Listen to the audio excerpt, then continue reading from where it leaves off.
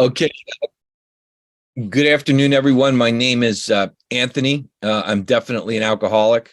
I want to, just start by thanking Curran, who's a very old pal of mine, and Kartik for putting this on and inviting me to come speak. It's always an honor to speak in any meeting of Alcoholics Anonymous, especially one at the other side, on the other side of the earth, which is like, it's just amazing how the fellowship has grown. My sobriety date is May 1st of 2016. So I'm coming up on May 1st of this year. I'll have 7 consecutive years without a drink or a drug. I have a sponsor. His name's Harold. I believe he spoke on this meeting not too long ago. I also sponsor a bunch of guys, and my home group is Designed for Living in Neptune, New Jersey. We meet Sunday nights on the Jersey Shore, 7 o'clock. It's a big book study. We go line by line through the big book, and it's really a fantastic experience. We have about 150, 160 people show up on a regular basis, which is really just a miracle. And the real miracle in Alcoholics Anonymous is recovering from a hopeless state of mind and body. Kartik, you want to go ahead and translate?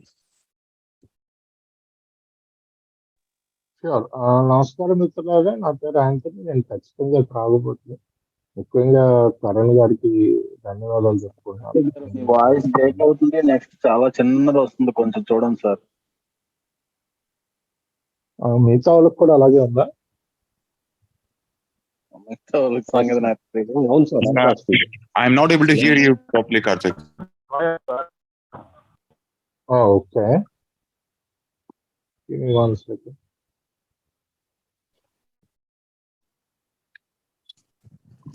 Yeah. So నమస్కారం మిత్రులారా, నా పేరు Anthony. నేను ఒక ఖచ్చితంగా త్రాగుబోతుని. అదే కరణ్ గారు, కార్తీక్ నాకు ధన్యవాదాలు చెప్తున్నారు. ఈ మొత్తం ప్రపంచవ్యాప్తంగా ఇది ఫెలోషిప్ ఇలా పాకినందుకు దానికి అద్భుతం అని అంటున్నారు. అది కాకుండా ఆయనకు స్పాన్సర్ ఉన్నారు, హెరాల్డ్ అని చెప్పి. ఆయన ఇక్కడ మాట్లాడారు. ఆయన హోమ్ గ్రూప్ వచ్చి నెప్ట్యూన్ లో ఉంది. సో ఆయన అది కూడా బిగ్ బుక్ స్టడీ గ్రూప్. సుమారుగా 150 మంది ఉంటారు దాంట్లో. ఆ 150 అదే డిజైన్ ఫర్ లివింగ్ అన్నది హోమ్ గ్రూప్. అద్భుతంగా ఉంటది ఆ మీటింగ్ కూడా అని చెప్తున్నారు. అలాగే సొబ్రైటీ డేట్ వచ్చి మే 1, 2016. ఇంకో నెలలో మళ్ళీ మే 1 వస్తుంది. ఆ మే 1కి ఏంటంటే ఈయన 7 సంవత్సరాలు తాగకుండా సోబర్గా ఉన్నట్టు లెక్క. Please go head, Anthony. Okay, thank you, Kartik. So, I kind of look at my sobriety date as one of the most important dates in my life. It's probably the most important date in my life, and I say this because I really mark that as the day, not that I just got sober, but the day that God entered into my heart and started to transform me in a way that I have come to see as being absolutely miraculous. Because probably like a lot of the other people on this phone call, I was one of those people who just could not stop. I just could not stop picking it back up again. And I would pick it back up again and again and again. And I just, it didn't matter what consequences came my way. It didn't matter if I was locked up in jail. It didn't matter if I lost everything worthwhile and I wound up in a homeless shelter. It didn't matter if my, significant other who I loved more than anything in the world walked out on me and told me, screw off, Anthony. I want nothing to do with you again. Don't ever darken the door of my home. I just couldn't stop. I couldn't stop in the face of all these different consequences. And so the way I ended up, and I'm just going to kind of, Kartik asked me to send, a topic that I would talk about. And I had said, cleaning up the wreckage of the past, because, I'm going to talk about my journey through the 12 steps with whatever time we have here today. It really is an honor to speak in a foreign country. And be translated into a different language. That's an experience that most people don't really have. But on May 1st, 2016, I had been stabbed. I had been brutally stabbed and beaten and left for dead. I came to in a hospital. My arm was completely paralyzed. I was hooked up to kidney dialysis machines. And the doctors were telling me that my kidneys were no longer any good. And I would have to be put on a list of, for people waiting for a kidney donation. And so I was waiting on a donor, and I was hooked up to these kidney dialysis machines in this hospital for 4 hours a day. And so, the real rub here, and really what the things that I really can remember, because a lot of that stuff's foggy. I don't really remember much about being in the hospital, but I do remember the way I felt. And I was just sick and tired of being sick and tired of being sick and tired. And I just didn't want to go on living my life the way I had been living it. So I had two choices, man. I didn't have those two choices yet, because in the hospital, the only thoughts that were coming through my head were, number one, I had hepatitis C. I had contracted that from just doing dirty stuff with dirty people. My kidneys were shot. My arm was paralyzed. I'm all stitched up, and I'm like a man that's in pieces. And I just and the thoughts that were going through my head was, I'm 40 years old. I'm never going to be able to climb back. I'm never going to be able to make it back. There's never going to be a woman in this world that would ever love me the way I want to be loved. Kartik, you want to translate? Sure. So ఈయన ఏంటంటే, చాలా మంది మన meeting లో ఉన్న కొంతమంది లాగే ఈయన కూడా ప్రాబబ్లీ చాలా ప్రయత్నాల తర్వాత సోబర్ అవటం జరిగింది. అందుకని సోబ్రైటీ డేట్ అంత ముఖ్యమైన. ఈయన ఏంటంటే మే 1కి ముందు ఏప్రిల్ సోలో దాదాపుగా ఈయన్ని ఎన్నో కత్తిపోట్లతోటి హాస్పిటల్లో జాయిన్ అయ్యారు. ఎన్నోసార్లు ఈయన పొడిసి చచ్చిపోయాడు అనుకుని వదిలేశారు. ఈయన అన్ని కత్తిపోట్లతోటి జాయిన్ అయ్యి హాస్పిటల్లో కిడ్నీలేమో పని చేయట్లేదు. కిడ్నీ డోనర్ కోసం వెయిటింగ్. రోజు 4 గంటలు డయాలిసిస్. హెపటైటిస్ సి అన్న జబ్బు వచ్చింది. ఎందుకంటే ఈయన వేరే మానక ద్రవ్యాలు వాడుతూ దాంట్లో ఉన్న సూదుల్ని వేరే వాళ్ళతో పంచుకోవటం జరిగింది. సో అందువల్ల ఆయనకి ఆ జబ్బు కూడా ఉండింది. అయితే ఇప్పుడు ఆ హాస్పిటల్లో కూర్చున్నప్పుడు ఏంటంటే, ఈయన ఎలా చెప్పినా ఎవరు చెప్పినా మానరు. ఏంటంటే సొంత భార్య చెప్పినా సరే వదిలేస్తాను నేను వెళ్ళిపోయినా మానే అవకాశం లేదు. ఎవరు చెప్పినా మానే అవకాశం లేదు. అయితే ఆ హాస్పిటల్ బెడ్ మీద పడుకున్నప్పుడు ఈయన మాందామా లేదా అలాంటి ఆలోచనలు రావట్లేదు. ఈయనకు ఒకటే ఆలోచన వస్తుంది, నాకేమో ఈ ఎన్ని జబ్బులు ఉన్నాయి, నాకు 40 ఏళ్ళు వయసు ఉంది, నా జీవితంలో నన్ను ప్రేమించే అమ్మాయి నాకు ఎప్పటికీ దొరకదు, నేను ఎలా అనుకుంటున్నానో అలా ప్రేమించే అమ్మాయి నాకు జీవితంలో దొరకదు అని ఈ ఎన్ని ఆలోచనలతోటి ఆయన సతమతం అవుతున్నారు. Please go head. Okay, thank you, Kartik. So, I'm laying in this hospital, and I don't have, listen, I stayed there for 2.5 months. I stayed there for 2.5 months, and I don't know what it's like in India, but in the United States, you have to have medical insurance to be in a hospital. I didn't have any medical insurance. I didn't even have the state insurance. And so, here, if you need life-sustaining treatment, they will keep you in the hospital. But as soon as you get off that life-sustaining treatment, they just kind of discharge you and dump you wherever they can put you.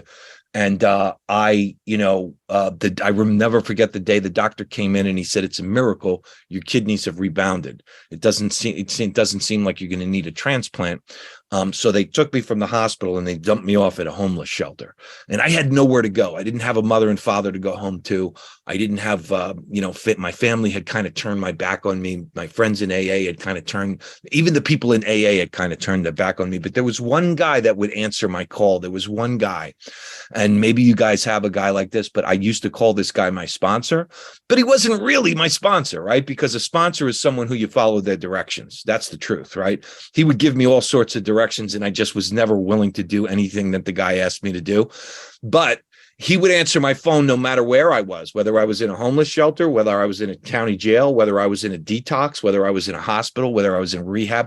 He'd pick up that phone. And I want to let you guys know something, that probably the greatest thing that my first sponsor, Tom, transmitted to me, right, was it was a spiritual principle. And I think it's the greatest of all spiritual principles: unconditional love. It didn't matter. It didn't matter what situation I was in. He'd pick up the phone and he'd listen to me, and he picked up the phone this one day, and I was just crying my eyes out because I was at that point where I was just, I was sick and tired of being sick and tired. And I started to see that I only had a few different choices, right? One, I was going to reach out to this guy, Tom, and I was going to do everything that this guy, said to do. Otherwise, that was it, man. The only other thing was to put a gun in my mouth and pull the trigger and blast my brains all over the wall because I just couldn't go on, living my life the way I had been living my life. Now, if any of you are in that position, I just want to let you know that's not a position of weakness. That's a position of fortitude. That's a position of power. Right? Because now I have some choice. Now I have an option. Now I have a way out, right? It says on page 17 of the big book that we found a way out, which we can absolutely agree. Brotherly and harmonious action, whatever it says, it's a way out, right? And I called this guy and I was just crying my eyes out and I was telling him everything that was wrong with my life, man. I was telling him how my mother and father, they really abandoned me. My fiance left me at the worst possible time in my life and she wouldn't talk to me, right? I'm talking about my brothers and my friends and And listen, I don't know if you're anything like me, I could blame the world. I could blame the world for all my problems. And I was great at that, right? But the one thing I could never do was take ownership. And I'll never forget what he said to me. He said, Anthony, I'm not even going to argue with you. Your life sucks. I would not want your life, right? But you have to realize that the reason your life is in the condition it's in, it has nothing to do with all these people that you're talking about. It has everything to do with the choices that you make. And you're going to make these same choices again and again and again and again, unless something deep down inside of you changes. And I don't know what that's going to look like for you guys and for anyone who's new, but we talk about this psychic change in Alcoholics Anonymous. Something has to change in me that changes my perspective. It changes the way I react to the world, right? And so he said to me, the only way I know how to do this is by taking you through the 12-step program of recovery. And, for you, it's going to be a problem. Now, I just told you guys that my sobriety date was May 1st, 2016. My very first meeting in Alcoholics Anonymous was in 1995. And I had some experience. I didn't have the whole experience, but I had some experience with the steps. I had some experience with writing inventory, a little bit of experience. I even made some amends. And he said, I'll never forget what he said. He said, Anthony, he said, with you, it's going to be a problem because everything you think you know about this program is not actually helping you to get sober. It's actually standing in your way. I had something called spiritual pride. You know what that is? I know everything. I know everything about God. I know everything about Alcoholics Anonymous. But the problem is everything that I think I know is not helping me. It's keeping me sick. And he taught me a prayer and he had me write it down in the front of my book. And there it is. It's in the front of my book. The set aside prayer. God, please set aside everything I think I know about my disease, about my recovery from the disease, about the 12 steps, about the meetings, about the fellowship, and most especially, everything I think I know about you, dear God, that I might have an open heart and an open mind and a new experience with all these things. Please let me see the truth. He asked me to say this prayer every single day. And I really did. I don't know, something inside of me changed. And I want to let you guys know, son, I'm just going to let you guys know this, right? All the step work that I'm going to talk about today, that minus the grace of God is meaningless, right? Because something reached into my heart on that very day when I was laying in that homeless shelter. And it just shifted something just enough, right? That it changed my entire projection in life. It made me willing. And I say this all the time because I can sit down with guys and I can take them through the step work. I can show them how I write inventory. I can show them how I make amends. I could give them suggestions on how I pray and meditate. But the one thing I can't give them is a spirit of willingness. I can't make you willing to do simple things. And that's what I think the psychic change was for me. Kartik, you want to translate? Yeah, definitely. That was a long one. Anyway, so ఈయన ఏంటంటే హాస్పిటల్లో అలాగా 2.5 నెలలు ఉండిపోయారండి. ఇక్కడలా కాకుండా అక్కడ insurance ఉండాలి. అయినా హాస్పిటల్లో 2.5 నెలలు ఉన్నాక హాస్పిటల్ వాళ్ళు అన్నారు, బాబు చాలా అద్భుతం ఒకటి జరిగింది. నీ కిడ్నీలు మళ్ళీ పనిచేయటం మొదలుపెట్టినాయి. నీకు కిడ్నీ ట్రాన్స్ప్లాంట్, డయాలసిస్ అవసరం లేదు అని చెప్పి ఈయన తీసుకెళ్ళి ఇల్లు లేని వాళ్ళు ఉండే షెల్టర్ లో పాడేస్తారు అన్నమాట. తీసుకెళ్ళి అక్కడ ఎవ్వరు లేరు. ఏంటంటే ఈయన ఫ్యామిలీ ఏమో ఈయనతోటి సంబంధాలు తెంచేసుకుంది, వీళ్ళ ఫ్రెండ్స్ తెంచేసుకున్నారు సంబంధాలు. ఏఏలో కూడా చాలా మంది సంబంధాలు తెంచేసుకున్నారు ఈయనతోటి. కాకపోతే ఒక్క మనిషి ఉండేవాడు, ఈయన మొదటి స్పాన్సర్. ఈయన ఎప్పుడు ఫోన్ చేసినా ఎత్తేవాడు, ఎలాంటి పరిస్థితుల్లో ఫోన్ చేసినా ఎత్తేవాడు.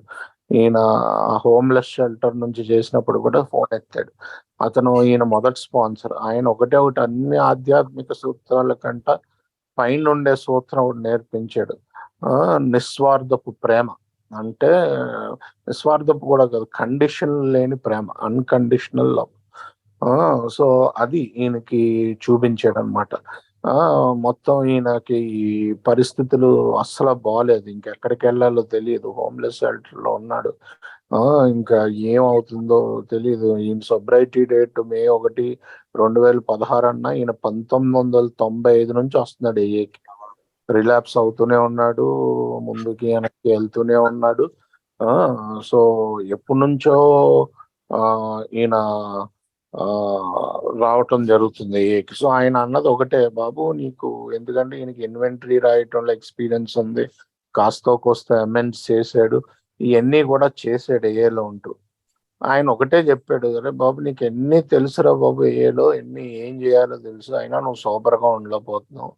నీ ప్రాబ్లం ఏంటంటే నీకు తెలిసిందంతా నీకు అడ్డొస్తుంది నీ సొబ్రైటీకి, అదే నీ ప్రాబ్లము అని చెప్పి ఒక ప్రేయర్ చెప్పాడు. సెట్ అసైడ్ ప్రేయర్ అంటారు దాన్ని. అంటే పక్కన పెట్టడానికి ప్రయత్నించడం. నాకు తెలిసిందంతా, ఆ దేవుడి గురించి నాకు ఏదైతే తెలుసో అది పక్కన పెట్టాలి, స్టెప్స్ గురించి నాకు ఏదైతే తెలుసో అది నాకు పక్కన పెట్టాలి, ఏ గురించి ఏమేమి తెలుసో అన్ని పక్కన పెట్టాలి. ఆ ఓపెన్ మైండ్ రావాలి దేవుడు ఎంటర్ అవడానికి. ఆ రోజు రాత్రి ఏదో లోపల ఒక కలుక్కుమని ఒక చేంజ్ అయితే వచ్చిందండి. ఎందుకంటే అప్పటి నుంచి నాకు ప్రోగ్రామ్ చేయడానికి ఇష్టత వచ్చింది. స్పాన్సర్ అంటే నా స్పాన్సర్ కిందే ఉండేవాడు ఈయన, కాకపోతే నేను చెప్పింది ఏది చేసేవాడిని కాదు.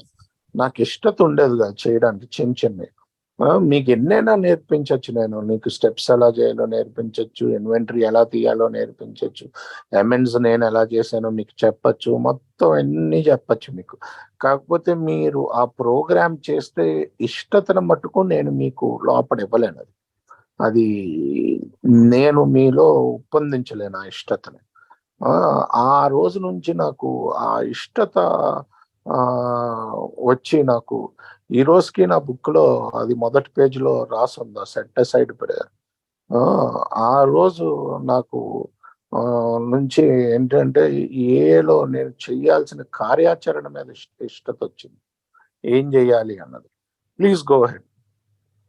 Okay, thank you, Kartik.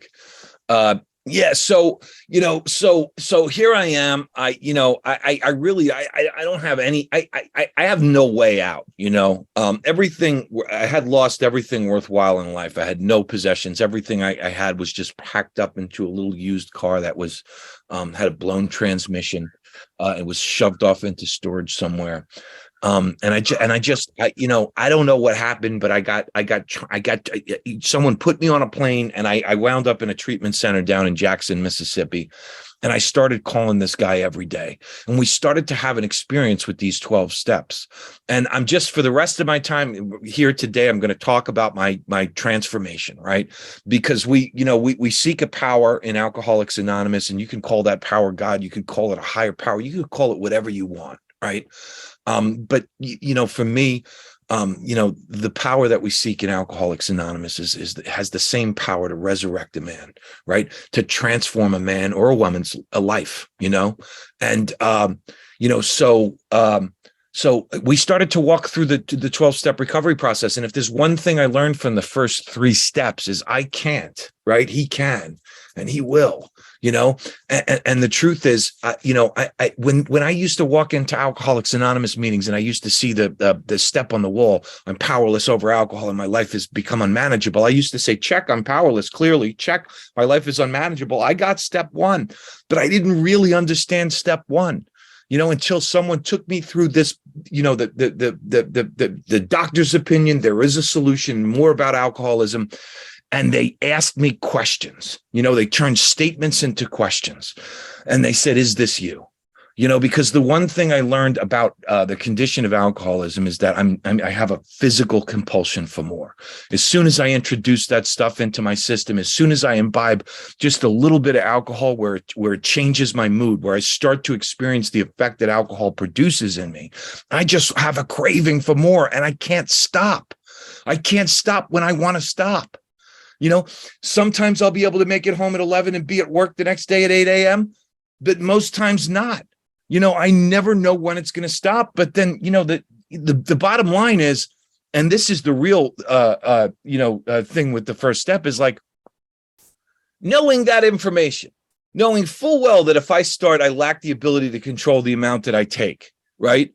Armed with that. And I was armed with that pretty early on. Why can't I stop picking it up again and again and again and again? The one thing I'm really powerless over is I can't stop picking it up. And when I pick it up, I'm stone cold sober, right? So the problem's not the alcohol. The problem is me. The problem is that I'm mentally and I'm bodily different than my fellows. And I have a spiritual problem too, because deep down, and you ask yourself these questions, this is not up to me. Deep down, when you're home alone at 10 o'clock, 11 p.m., do you feel, happy, joyous, and free? Or are you miserable and depressed and lonely? And you just feel like, I don't know, that there's this hole inside, right? Every time I used to look in the mirror, I'd look in the mirror and I'd see something I didn't like about Anthony C. He's got too many gray hair. His teeth are too yellow. Women don't like him. He's not successful. He'll never be able to make enough money. I have a spiritual problem, and that's really the root of I look at alcoholism as like this soul sickness. Alcohol is my solution. When I drink alcohol, it cures that. Right? When I drink alcohol, it makes me feel okay. When I drink alcohol, it makes me feel like Superman, and I'm going to pursue that until, and listen, so, I look at the first step, I'm completely powerless, there's gotta be a power greater than myself. There's gotta be something. And, I come into Alcoholics Anonymous and I look around the room and I see all of you and I see something's working for you. Something is working in your life that's just not working for me. And I've got to just make a decision to seek that power. I've got to make a decision to seek what I see that's working in you, because clearly nothing's working for me. Kartik, you want to translate? Yeah. So ఈయన ఏంటంటే అక్కడి నుంచి వేరే flight ఎక్కిచ్చారు, వేరే చోటకి ఒక rehab లో వేశారు. అక్కడి నుంచి ప్రతిరోజు ఈయన స్పాన్సర్ తోటి ఫోన్ లో మాట్లాడటం జరిగేది. స్టెప్ వర్క్ ద్వారా ముందుకెళ్ళటం. నేను అన్ని సంవత్సరాలు ఆ బోర్డు మీద నేను ముందు శక్తి నుండి అంటే ఒప్పుకునేవాడిని. జీవితం అస్తవ్యస్తం అయిందంటే తప్పకుండా అయింది అస్తవ్యస్తం, రెండు ఒప్పుకునేవాడిని. అయితే నిజమైన శక్తిహీనత నాకు ఆ పుస్తకంలోంచి చదువుకుంటూ వెళ్ళి, ఇదేంటంటే డాక్టర్ గారి అభిప్రాయం, దీనికి ఒక పరిష్కారం ఉంది, త్రాగుబోతుతనం గురించి మరింత వివరణ, ఈ చాప్టర్లు చదువుకుంటూ వెళ్ళి ఎవరో ఒకళ్ళు నాతో చదువుతూ ఆ చాప్టర్ లో ఉన్న పాయింట్ల్ని క్వశ్చన్ల కింద నన్ను అడిగినప్పుడు నాకు నిజంగా అర్థమైంది, ఏంట్రా ఈ శక్తిహీనత ఏంట్రా బాబు అని చెప్పి. ఏంటంటే నేను ఒక మందు చొక్కా వేసుకున్నాను అంటే నేను ఎప్పుడు మళ్ళీ ఆపుతానో తెలియదు. నాకు ఏంటంటే నాకు ఎప్పుడు కూడా ఒక ఆధ్యాత్మిక ఒక చిల్లులాగా ఉంది నాలో, ఆధ్యాత్మిక చిల్లులా ఎప్పుడు ఒక వెలితి కనిపిస్తూ ఉంటుంది నాలో. మళ్ళీ మీరు ప్రశ్న వేసుకోండి, రాత్రి 10-11 ఉన్నప్పుడు మీరు ఒంటరిగా ఉన్నారా, లేకపోతే ఆనందంగా ఉల్లాసంగా ఉత్సాహంగా ఉన్నారు, హ్యాపీ జాయస్ అండ్ ఫ్రీగా అంటే స్వేచ్ఛగా ఉన్నారు, లేకపోతే ఏదో బాధలో ఉన్నారా, లేకపోతే నిజంగా స్వేచ్ఛ ఉన్నారు? ఆ వెలితే ఎప్పుడు నా ఆధ్యాత్మిక వెలితి, దాన్ని నింపాల్సింది నేను నా ఉన్నత శక్తితోటి. సో ఇది ఏంటంటే ఈ వెలితి గురించి మళ్ళీ తాగుతాను నేను, మళ్ళీ ఎప్పుడు తాగుతానో తెలియదు. తాగినప్పుడల్లా మళ్ళీ నేనేమి కంట్రోల్లో అలర్జీ అన్నది ఉన్నది చూసాను, ఒక కంట్రోల్లో తాగలేను నేను. నేను అప్పుడప్పుడు 11ంటికి ఇంటికి వెళ్తాను, ఎప్పుడో ఒకసారి. మళ్ళీ పొద్దున్నే లేచి మా వర్క్కి వెళ్తాను. కాకపోతే అతి ఎక్కువ సార్లు నేను అలా వెళ్ళను నేను ఇంటికి. అతి ఎక్కువ సార్లు నేను తాగాను అంటే మిగతా పనులన్నీ మర్చిపోతాను. సో ఇది ఈ వెలితిని, నాలో ఉన్న వెలితి వల్ల మళ్ళీ తాగటం, నేను తాగినప్పుడేమో ఎలర్జీతో తాగటం, ఇది నిజమైన శక్తిహీనత అన్నదే నాకు ఆ మొదటి సోపానం యొక్క పూర్తి అర్థం నాకు ఆ చాప్టర్లు చదివి వాళ్ళు ఒక్కొక్క దానికి అర్థం చెప్పి దాంట్లో ఉన్న ప్రశ్నల రూపంలో ఉన్న సెంటెన్స్ని ప్రశ్న రూపంలో నన్ను అడిగినప్పుడు నాకు అర్థమైంది నాకు అని చెప్తున్నారు. Please go head. Okay, thank you, Kartik. So, so faced with this, I needed to make a decision, and when I really think about my third step decision today, it means a lot more to me than when it did when I first took this with a sponsor. But you know what my sponsor said to me? He said, the only decision you need to make today is to turn your will and life over to the care and direction of the 12-step recovery process. Meaning I need to make a decision to abandon myself to just completing the inventory, which is 4, 5, 6, 7, 8, and 9, and living in 10, 11, and 12. And look, I don't like talking about steps with numbers on them, right? That's, when I'm a beginner, I'm going through the steps in a linear manner, 1, 2, 3, 4, 5, 6, 7, 8, 9. I try to look at the spiritual value of steps today. And am I really working these spiritual values in my life? Because the spiritual value of the inventory, which is 4 through 9, is to face and be rid of the things in myself that are blocking me off from God and blocking me off from each and every one of you. And I was told that resentment is the number one offender. And I started to write, about all these things I was resentful of. And I was resentful of a lot of things. I was sexually abused as an 8-year-old boy, and that was something I dragged into every relationship. And I did it again and again and again and again. I'd abandon women. I had all kinds of sex and relationship problems. And I never really knew what the causes and the conditions of these were. And then I was wondering why at 40 years old, I'm an alcoholic and a drug addict, and I've never had a relationship that actually worked, And so I put the pen to paper, and listen, it's a very simple process. And any of you who, are having difficulty getting past the 4th step, when people come into AA meetings and they make it sound like this, this giant mountain that, because we do alcoholics make it sound so difficult. Right. But it's just a writing exercise. You just put a pen to paper and you see you see what you can see. And at the other end of it, you share it with someone else and you go to God with these things. But the one thing that I saw through writing all this inventory is that I'm broken and I'm severely flawed. I'm full of pride. I'm full of envy. I'm full of jealousy. I'm full of lust. I'm full of gluttony. I'm full of sloth. Spiritual sloth. And if you think that you're not full of sloth, right? I know that there's an animal called the sloth, right? And it moves so slowly, right? It just, I think that's where they take the term from. But if we're walking into Alcoholics Anonymous and we're not willing to do the things that we need to do in order to get well, we're full of spiritual sloth, And so, the other thing I took out of this inventory is that I have a desperate need for a power greater than myself. I have a desperate need to have a relationship with a power greater than myself in my life. And whatever that looks like to you, I'm not going to argue with anyone's conception of God, right? That fear inventory really showed me that, when I put it out on paper and I saw how my life had been driven by fear and how fear basically made all these decisions for me in every relationship in my life, in every situation in my life. And then when I looked at that sexual inventory and saw that even in these relationships that I said, I love these people more than anything in the world, they take the closest position in my life. I was selfish. I was dishonest. I was inconsiderate. I hurt a lot of people. I had a lot of fault, and I realized how broken I am and how I have a desperate need for goodness. I have a desperate need for transformation and resurrection. I have a desperate need for forgiveness in my life, and I got this out all on paper and I shared it with my sponsor. And listen, when he, after we finished that, he said, look, thank you for sharing all this with me, but there's certain things, he said, that definitely didn't come out in this inventory that you think you're going to take to your grave. And some of those things, I would say virtually all those things. I've heard a lot of fifth steps. I've probably taken 70 different people through the steps at this point, and I've heard a lot of different fifth steps. And most of those things, that we want to hide, we want to take to our grave, are all sex related, right? It's stuff that we're not proud of. It's incestual stuff. It's same-sex stuff. It's, all that stuff that we're just not proud of. We think we're going to hide it from another person. But I got news from you. If you think that you're going to hide these things, and you think you're going to hide some of these things that, I'm going to take this to my grave, I'm not going to tell anyone I was involved in that, and it's not just sex stuff.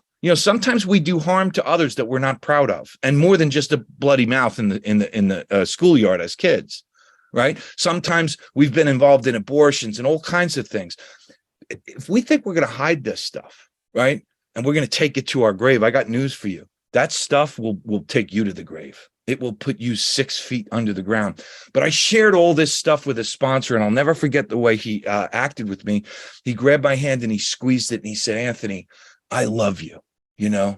And I did many of those things too. And he brought out a couple of things that he did and shared that with me. And it started to make me feel human again, but I brought all of this stuff to the altar of God in 6 and 7. And I realized I saw for the first. Let me translate that. Okay, go ahead, Karthik. Translate. Yeah. So ఏంటంటే ఈయన రెండో సోపానం అర్థమైపోయింది ఈయనకి, ఆ వెలితి నింపడానికి దేవుడు కావాలి అని చెప్పి. కాకపోతే మూడో సోపానం ఆ రోజుకి ఈ రోజుకి నాకు చాలా తేడా ఉందండి. ఆ రోజు నాకు ఎలా తీసుకోవాలో తెలియలేదు. మా స్పాన్సర్ ఒకటే చెప్పాడు, ప్రస్తుతానికి మిగతా స్టెప్పులు చేయడానికి నీ ఇచ్చని దేవుడికి అప్పచెప్పు, అంతే నువ్వు చేయాల్సింది. సో అలాగా నిర్ణయం తీసుకున్నాడు, మిగతా స్టెప్పులు చేస్తాను అని చెప్పి. మనం చాలా మంది ఏంటంటే నాలుగో సోపానాన్ని పెద్ద విషయం కింద చేస్తారు. కాకపోతే జస్ట్ పెన్ను పేపర్ పెట్టడమే, రాసుకుంటూ వెళ్ళటమే. అది మన తాగుబోతులకి అదొక అలవాటు ఉంది. అది ఒక పెద్ద కార్యాచరణ కింద తయారు చేస్తారు. అదేం పెద్ద కార్యాచరణ కాదు. పెన్ను పేపర్ పెట్టి మనసుకు వచ్చింది రాసుకుంటూ వెళ్ళటమే. నాకు నాలుగో సోపానం నాకు బాగా అర్థమైంది ఏంటంటే, బాగా విరిగిపోయి ఉన్నాను. నేను 8 ఏళ్ళప్పుడే నన్ను లైంగికంగా మానభంగంలా చేశారు. నేను ఎంతో మంది మహిళలు తోటి సంబంధాలు పెట్టుకుని వాళ్ళని వదిలేసి, అడ్డంగా వదిలేసి, వాళ్ళకి అన్యాయాలు చేసి చాలా చేశాను నేను. అలాగే నాకు ఇంకోటి అర్థమైంది ఏంటంటే, నేను ఒక పెద్ద బద్ధకిష్టిని, ముఖ్యంగా ఆధ్యాత్మిక బద్ధకిష్టిని. నేను చెయ్యాల్సినవి చేయను ఆధ్యాత్మికంగా ఎదగడానికి. దాన్నే మన దాంట్లో ఏంటంటే ఇంగ్లీష్ లో స్లాత్ అంటారు. అంటే పూర్తిగా ఆధ్యాత్మికంగా చేయాల్సింది చేయకుండా ఉంటే మటుకు చాలా పరిణామాలు నేను దాన్ని ఎదుర్కోవాల్సి వస్తుంది. సో నేను ఆ ఆధ్యాత్మిక పరిణామాలు ఎదుర్కోకుండా ఉండాలి అంటే నేను ఆధ్యాత్మికంగా చేయాల్సింది చేయాలన్నది కూడా అర్థమైంది నాకు. అలాగే భయాల ఇన్వెంటరీకి వచ్చేసరికి ఎన్ని నిర్ణయాలు నాకు భయం మీద ఆధారపడి తీసుకునేవాడిని. ప్రతి ఒక్క నిర్ణయం నేను భయం మీద ఆధారపడి తీసుకునేవాడిని. అలాగే లైంగిక ఇన్వెంటరీలో నేను చాలా చోట్ల స్వార్థంగాను, నిజాయితీగా లేకపోవటం, పక్కన వాళ్ళని హాని చేయటం చాలా జరిగినాయి లైంగికంగా కూడా. ఈ ఇన్వెంటరీ అంతా రాసి ఇంకా వేరే ఉంటాయి, అంటే వీటిలో రానివి నేను ఏవైతే నా సమాధిలోకి తీసుకెళ్తాను అనుకుంటాను. నిజంగా అలాంటివి ఉండి నేను పంచుకోకపోతే అయ్యే నన్ను సమాధి చేస్తాయి. దీనికి నా స్పాన్సరు బాగా తోడ్పడ్డాడు. ఆయన చేసినవి కూడా చెప్పాడు. ఎందుకంటే రకరకాలు ఉండొచ్చు, చిన్నప్పుడు ఏదో ఎవరినో కొట్టుండొచ్చు, లేకపోతే ఏంటంటే నేను రకరకాల అబార్షన్స్ లో పాల్గొన్నాను. సో ఇలాంటి వీటిలో రాని కూడా చాలా ఉంటాయి. అలాంటివి కూడా నేను తప్పకుండా చెప్పాలి. దానికి నాకు స్పాన్సర్ బాగా సహకరించాడు, ఆయన చేసినవి కూడా. సో ఇవన్నీ 4-5 అయ్యాక ఇవన్నీ దేవుడి దగ్గరికి నేను తీసుకెళ్ళడానికి 6-7 సిద్ధపడాలి అని చెప్తున్నాను. Please go head. Okay, how much time do I have, Karthik? A few minutes? No, you have at least 20 minutes. Oh, okay. 23 crores. Okay. Yeah. Cool. So, basically, I brought all this stuff to the altar of God. I could see, how broken I was. I could see how, I was really, really twisted, and I needed the power of transformation of my life. And I got down on my knees and I said that 7-step prayer, and I said it with my sponsor. And when I came off my knees, I think the real work starts once we're done with the inventory, and once we can see, all the cracks, because, I could see that there were so many cracks in my being, right? That my life was really, I was so broken, and I had such a desperate need, but it's through all that brokenness, right, that we find love. It's through all that brokenness that we find forgiveness. It's through that all that brokenness that we find mercy and compassion. Because when I came up off my knees, I was asked to put together a list. I was asked to look at that inventory and write down all the names of people that, that I had hurt, right? I looked through that 4th column, and I looked through that sex inventory. And then I was told to add whatever names I could to the list. And the truth was, when I really thought about most of the people I had harmed in my life, it was really most of the people that, had become a part of my life, had become a part of my everyday walk. It was the people I was in relationships with. It was my family. It was my mom. It was my dad. It was my brothers. And, it was my loved ones. It was my employers, And, it really was a desperate task. When I first came on the meeting today, and Kartik asked me something about a bill with a credit card company, I printed my credit report. I had the worst credit score, I think, in the history of the USA. It was like 388. I don't know if you guys have credit scores over in India, but I owed everyone money, and truth be told, I was afraid of taking that 9th step. I was afraid because I didn't think it was even possible, to pay back this, these debts that I owed to my fellow man and to my society. But, I find out in the 9th step that my real purpose, is to fit myself to be of maximum service to God and to each and every one of you, and that really is my real purpose. How am I going to spend the rest of my days on this planet? I'm going to spend the rest of my days on this planet making restitution for all the people that I screwed up with my miserable existence, as a drinking alcoholic. And so I started to make those amends, and I'm just going to tell you a couple of quick amends stories, just to kind of show you, Can I translate? Yeah, go ahead, translate, Kartik. Yeah. Thank you. So ఈయన ఈ 6 ఇప్పుడు ఏంటంటే ఇదంతా inventory రాశాక ఈయనకి అర్థమైంది, ఈయన అంటే ఏంటో అర్థమయ్యి 6-7 సోపానాల్లో ఆ దేవుడి దగ్గరికి తీసుకెళ్ళాలి. 7వ సోపానం ప్రార్థన నేను స్పాన్సర్ తో కలిపి చేశాక, పైకి లెగిసాక మోకాల మీద చేసి, అక్కడ నుంచి ఈయన మార్పు మొదలైందని ఈయన అనుకుంటూ ఉంటారు. ఏంటంటే ముఖ్యంగా పనంతా కూడా 6-7 నుంచే మొదలవుతుంది. అది దేవుడి దగ్గరికి తీసుకెళ్ళటం.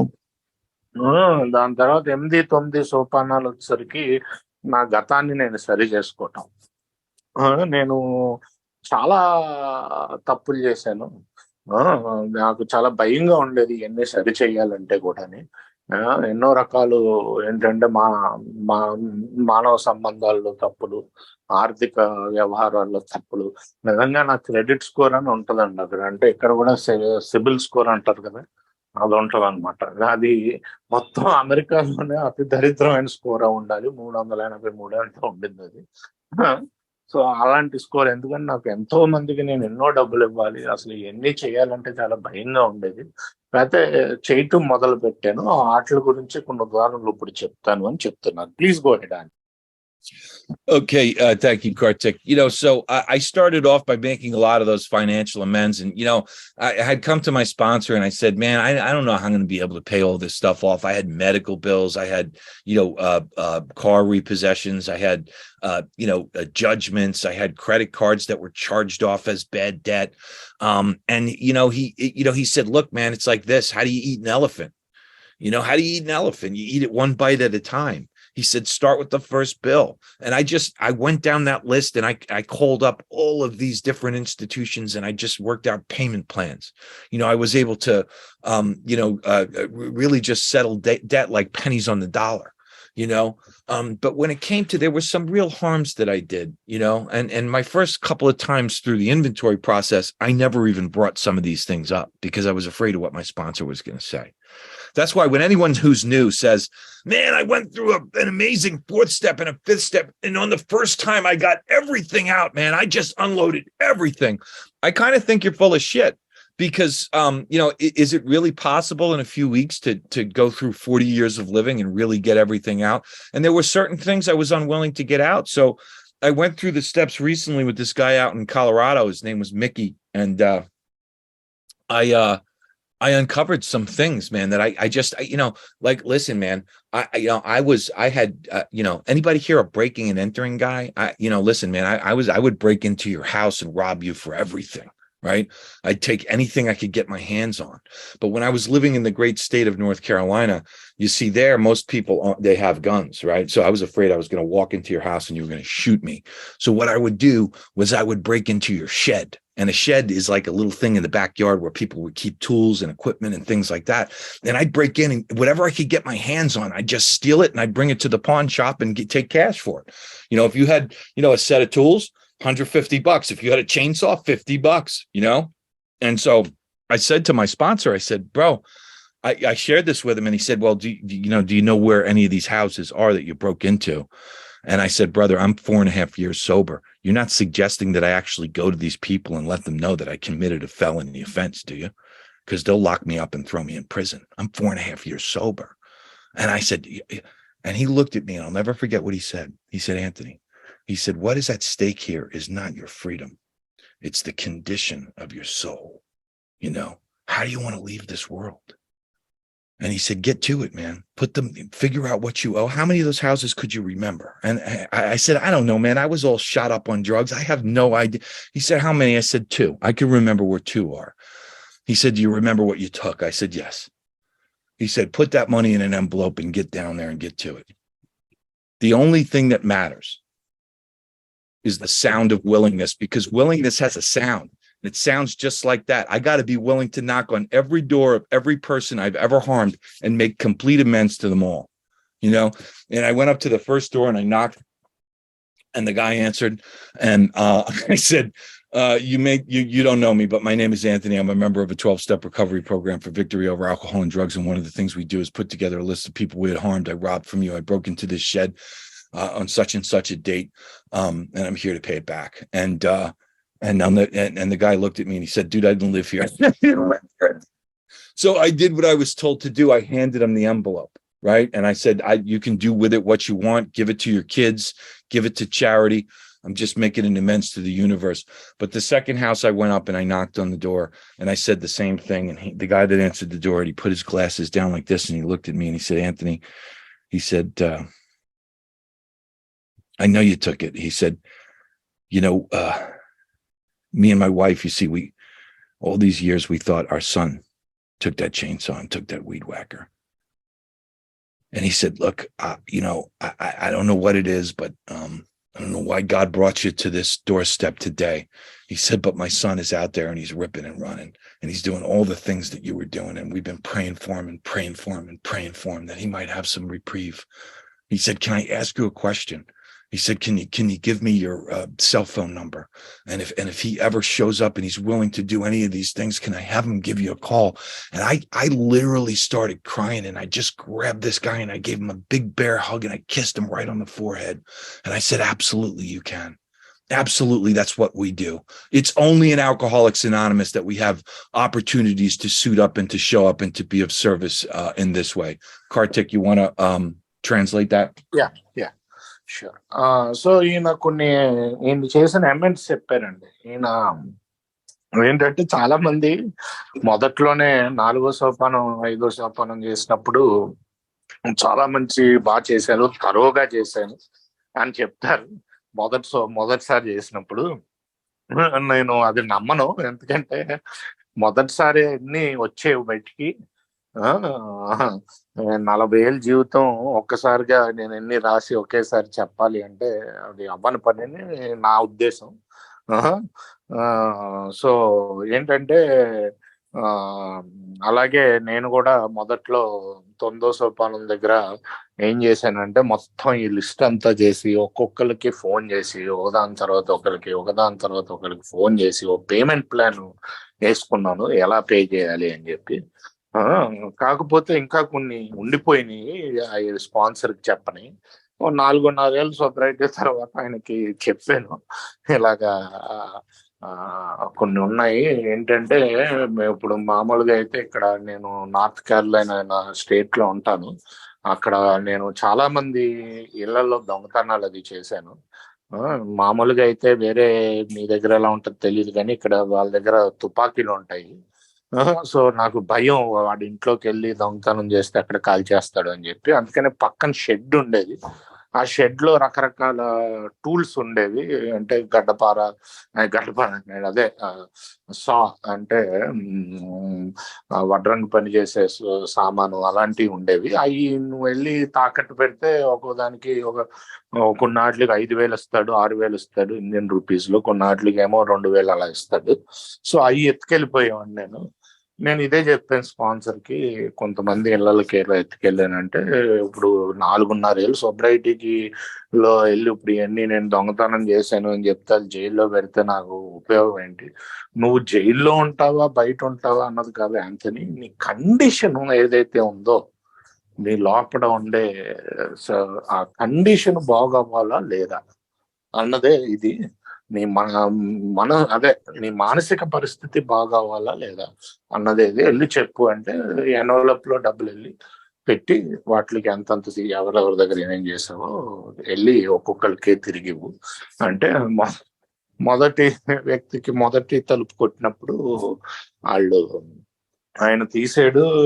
నేను డైరెక్ట్ గా చెప్పాను, నేను యాంథనీని, మా 12 స్టెప్ ప్రోగ్రామ్ ఉంటది, దీంతో మేము ఆల్కహాల్ ఇతర మానవ ద్రవ్యాలతోటి పోరాడతాము, దాని ప్రకారం నేను అమెండ్స్ చేస్తున్నాను అని చెప్పి డబ్బులు ఇస్తే, నేను ఇక్కడ ఈ మధ్యన మూవ్ అయ్యానంటే పర్లేదు నువ్వేం చేస్తావు చెయ్యి దీంతో అంటే ఆ కవర్ చేతిలో పెట్టేసి వచ్చాడు. రెండో వ్యక్తి దగ్గరికి వెళ్ళినప్పుడు మొత్తం చెప్పాడు. అలాగా ఆయనంతా ఇని అన్నాడు, నేను ఇన్ని రోజులు మా కొడుకు తీసాడు అనుకున్నాము, ఇలాగే దొంగతనాలు చేస్తున్నాడు, ఇలాగే త్రాగుడికి మానవ ద్రవ్యాలకి బానిస అయిపోయాడు. మేము అతని కోసం ఎన్నో రోజుల నుంచి ప్రార్థనల మీద ప్రార్థనలు చేస్తున్నాము, అందుకని నేను దేవుడు పంపించాడేమో, ఒకవేళ అతను కనుక నీ ఫోన్ నెంబర్ ఇవ్వగలుగుతావు నాకు, అతను వస్తే ఏమైనా చేయదలుచుకుంటే అతను దాని గురించి మేము నీ నెంబర్ ఇస్తామంటే ఈయన ఇమీడియట్ గా ఆయన ఆశ్చర్యం ఆనందం పట్టలేక ఆయనకు ఒక కౌలింత ఇచ్చి ఆయనకు ముద్దు పెట్టి, మేము చేసేది ఈ పని తప్పకుండా తీసుకోండి అని చెప్పటం జరిగింది. Please go head. Okay, thank you, Kartik.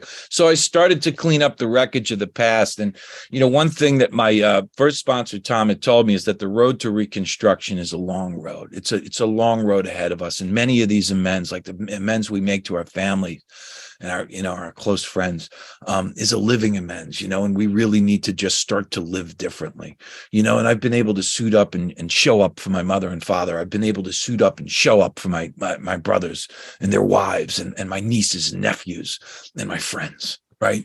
And the greatest amends that we can make, is the one we make to God.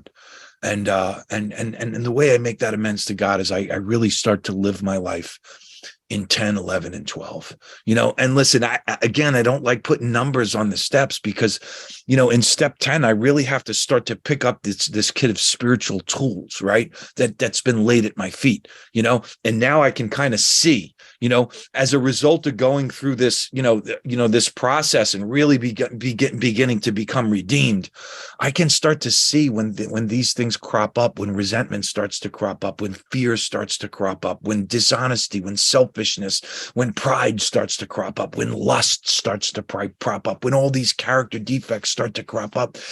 And, we're asked to go directly to God with that, and ask him to remove these things and ask us to clear out that channel and to be free of these things, right? We're asked to pick up the phone and to talk to someone and to tell on ourselves, and then immediately we direct our attention to what we can do to fit ourselves to be of maximum service to other people.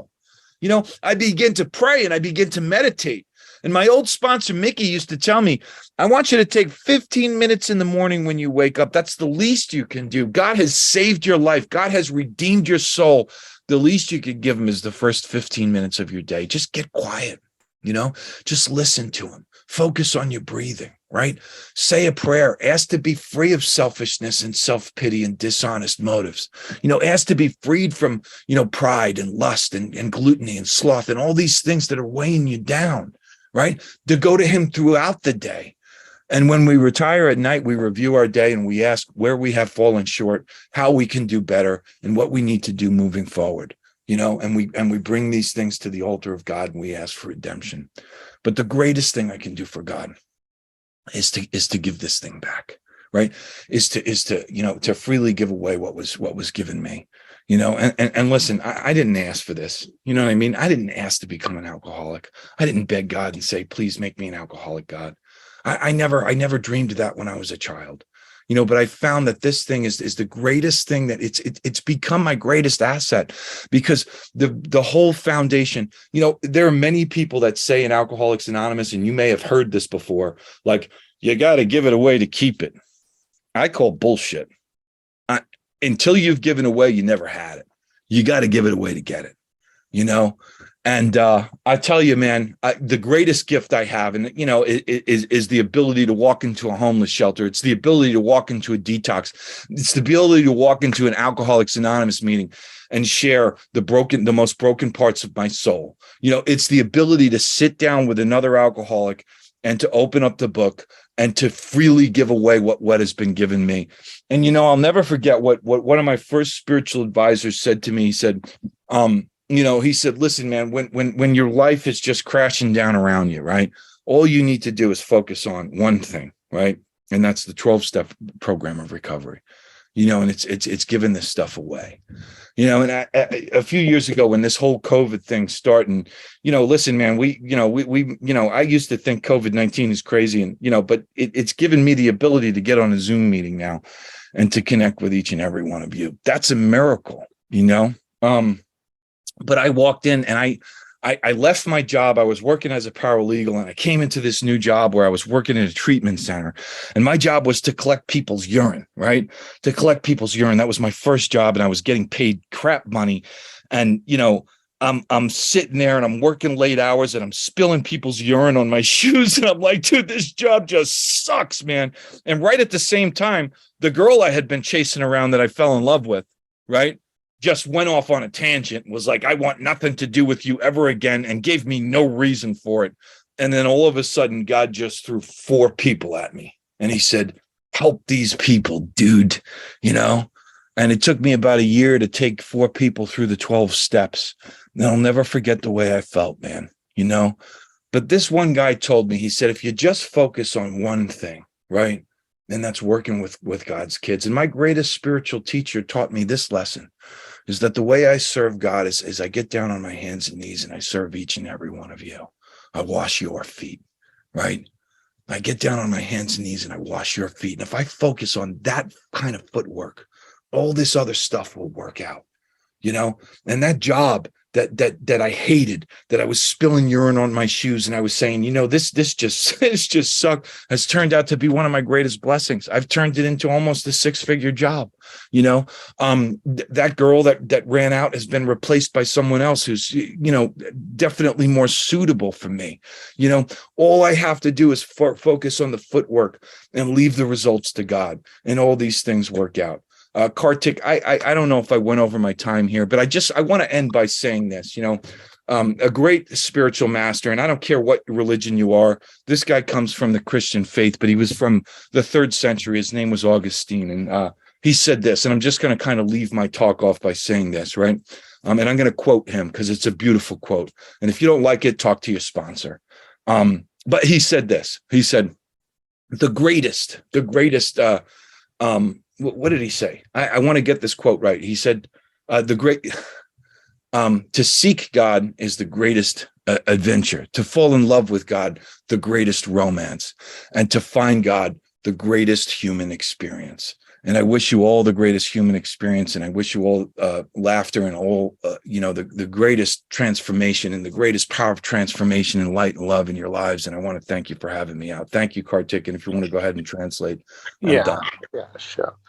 So ఇలాగ amend చేసాక అసలు పని నిజంగా మనం దేవుడికి చేసే పని ఏంటంటే 10, 11, 12 సోపానాల్లో ఉంటుంది. నాకు నెంబర్లు ఇవ్వటం ఇష్టం ఉండదు స్టెప్పులకి, ఎందుకంటే 10వ సోపానం దాదాపుగా ఎన్ని సోపానాలు చేస్తూ ఉంటేనే ఎప్పటికప్పుడు మనకి ఏది వచ్చినా సరే, క్రోధంతో కూడిన ఆవేశం వచ్చినా, నిజాయితీ లేకపోవడం వచ్చినా, ఏది వచ్చినా సరే అది ఇమీడియట్ గా దేవుడికి ఇవ్వాలి అని చెప్పి. అలాగే మా స్పాన్సర్ ఎప్పుడు చదివాడు, నేను చెప్పేవాడు, నాకు దేవుడు నీకు ఇంత ఇచ్చాడు, మొదటి 15 నిమిషాలు నువ్వు మెడిటేషన్కి ఇవ్వలేవు ఆయనకి అని చెప్పి మెడిటేషన్ కూడా కంపల్సరీ చేయించేవాడు ఆయన. అలాగే 12వ సోపానానికి వచ్చేసరికి మొత్తం పనంతా అక్కడే ఉందండి, అసలు పనంతా అక్కడే ఉంది. చాలా మంది చెప్తారు నీవు నీ దగ్గర ఉంచుకోవాలంటే నువ్వు ఇచ్చేయాలని. నా ప్రకారం అసలు నీ దగ్గర ఏమైనా రావాలంటే నువ్వు ఇవ్వటం మొదలు పెట్టాలి, నీ దగ్గర ఉన్నది ఉంచుకోవటం కాదు. నీకు ఏమైనా రావాలి అంటేనే నువ్వు ఇవ్వటం మొదలు పెట్టాలి.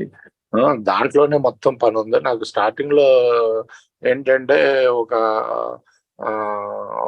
చాలా బోరింగ్ జాబ్ ఒకటి ఉండేది, ఇలా యాన్స్ వెళ్ళటం. దాంతో పాటు ఒక గర్ల్ ఫ్రెండ్ కూడా ఉండేది. ఏమీ చెప్పకుండానే అమ్మాయి వెళ్ళిపోయింది, నీతో నా వల్ల కాదు అని చెప్పి, సరైన కారణం చెప్పకుండానే. ఆ జాబ్ ఏమో చాలా బోరింగ్ గా ఉండేది. ఆ జాబ్ బోరింగ్ గా ఉన్నప్పుడు ఒకేసారి నాకు 4 స్పాన్సర్లు ఇచ్చాడు దేవుడు. 4 తీసుకెళ్ళమని స్టెప్ వర్క్ తో సంవత్సరం పట్టింది. ఇప్పుడు ఏంటంటే ఆ జాబ్ చాలా మంచి జాబ్ కింద తయారైంది, నాకు సూటబుల్ అయిన అమ్మాయి నాకు వచ్చింది. అలాగే నేను చాలా మందిని తీసుకెళ్ళాను ఈ స్టెప్ వర్క్ ద్వారా, సుమారుగా ఒక 70 మందిని. కాకపోతే ఏంటంటే అదే నాకు అసలైన పని, నేను దేవుడి కోసం చేసే పని. ఏది ఏమైనా సరే పక్క తాగుబోతుకి సహాయం చేస్తేనే నాకు, మీ అందరి కాళ్ళు కడిగితేనే, మీరందరూ దేవుడి బిడ్డలు, నేను మీ కాళ్ళు కడిగితేనే నాకు రావాల్సింది వస్తూ ఉంటది. దేవుడు నాకు చేయాల్సింది చేస్తూ ఉంటాడు. ఎన్నిటికంటే ముఖ్యమైన సోపానం అదే అని ఆయన ఉద్దేశంతో చెప్పాడు. సో ఏంటంటే ముఖ్యంగా ఇది ఒక కోట్ తోటి ముగించారండి. 3వ శతాబ్దంలో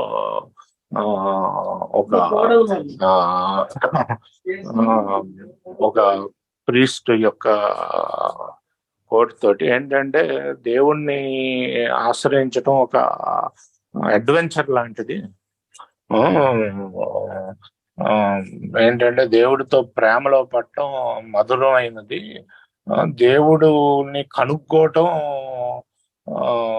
అతి అద్భుతమైన అనుభవం అని చెప్పి, ఇలాంటి అనుభవాలు మీకు జరుగుతూ ఉండాలని ఆశిస్తూ ఆయన సెలవు తీసుకుంటున్నారు. Thank you, Anthony.